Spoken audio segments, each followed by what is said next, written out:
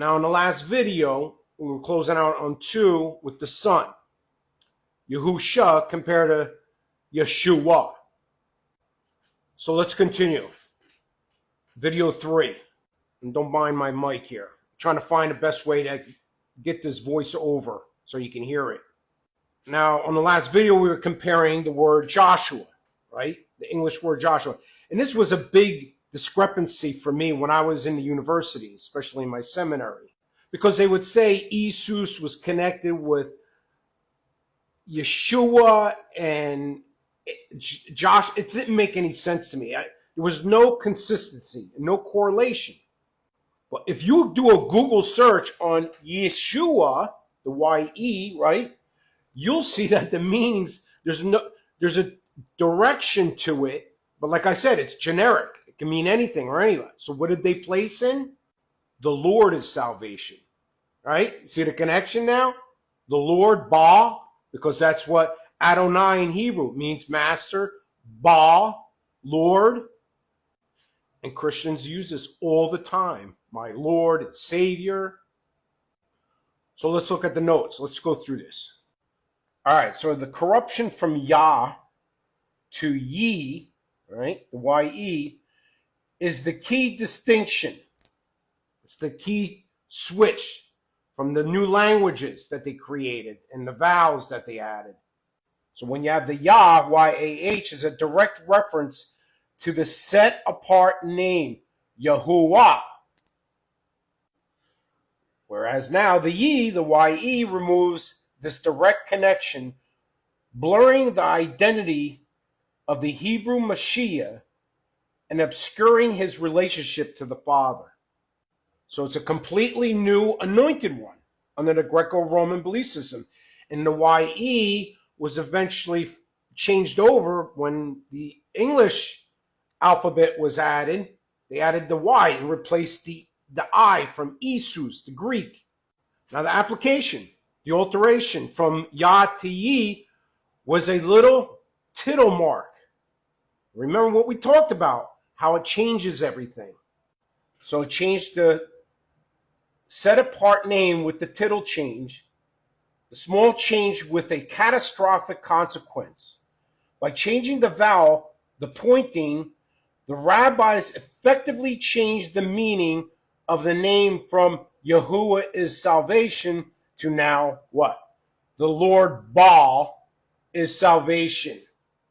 So now the Yod, right, that connects everything, the atom, the binding agent that connects all life and truth is gone. You can manipulate it in any way you want now, which they have. So all the translations from that time period of 860 BCE began, finalized in the Babylonian exile during 570 BCE, making all modern translations collapse in all their meanings. They're not accurate. We don't have the proper, no matter how much you translate everything. Why? Because they removed the binding agent, the Yah, just by a little tittle, just by a little mark, changing the whole aspect of everything. That's why you have to go back to the source, the original ancient Paleo-Hebrew that's been used and been lost and been forgotten about for centuries. We're going to get into the great deception of the church, what happened during that period of time when the church started first establishing. The great lie, 2 Thessalonians 2, right, what Paul talks about. Now, the great deception here I got discussed about the translation is actually transliteration. Now, to understand about the differences between translation and transliteration, you need to go back and look at the video that I talk about and break down, because there's two actually huge meanings. There's differences of how they get these words. So with the great deception, we have the transliteration of Isus, right? And the English word that we get now, Jesus, has perpetuated this deception for centuries. Now, a lot of pastors out there and a lot of scholars, they might mean well. I don't want to sit there and say they're intentionally doing this, because when I got into this whole Christian belief system, I thought I was doing good.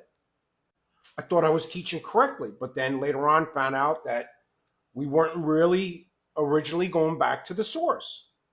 So this deception created a Greco-Roman Messiah. Messiah is different from Mashiach. That's another topic we're going to eventually get into. The Messiah word from Greek is a totally different meaning, an anointed one, than the ancient Mashiach, or some say Mashiach, which is from Hebrew roots. So this Messiah does not declare the salvation of the true Father, the Creator, Yahuah. It's a separate salvation that the church gives. Okay, look at this word, Jesus. We get this English word, Jesus, with a J. So I'm sure you're seeing some people post these videos out now, which is, they're correct. The letter J was not created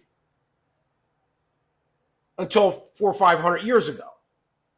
It was not used prior to 1500 in the Common Era, right? It wasn't part of the proper language of Latin, actually. So it was Latin English in 1478 to 1550 CE was used in the Latin and Greek, not English, not the letter J.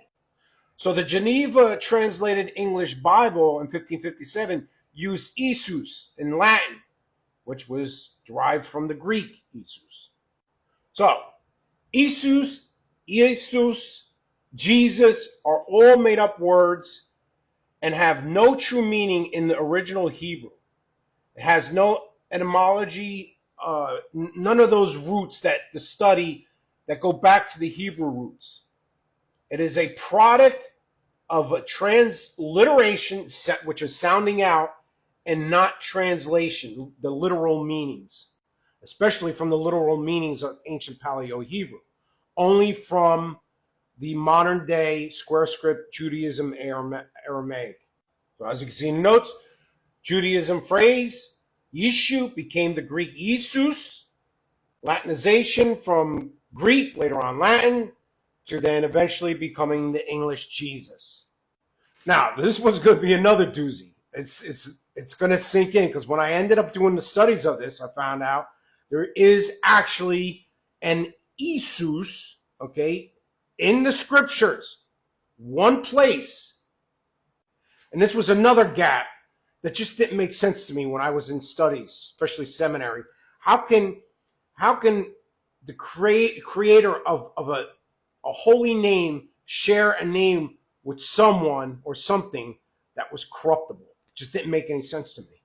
So the only biblical reference, the only text uses this Greek name Isus is a direct reference to Acts chapter 13, verses 6 through 12.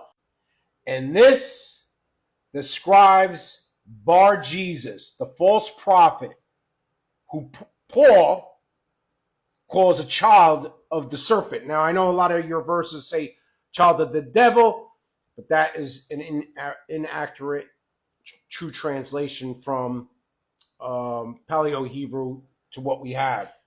And that's another discussion. So this Isus, right, what Paul describes, the child of the serpent, implies son of a son. So when you look at this definition, you see that it means it's just created. There's no father. There's no other substance that created it. It is a name. It's a name that does not declare the source of salvation, and it is an empty title. It's a placeholder. So with that said, I want to close on this video, and we're going to go into video 4, all right? Because I want to give you the implication of now what and how this matters and what we should be doing. So I'll see you at the next one. Shalom, everyone.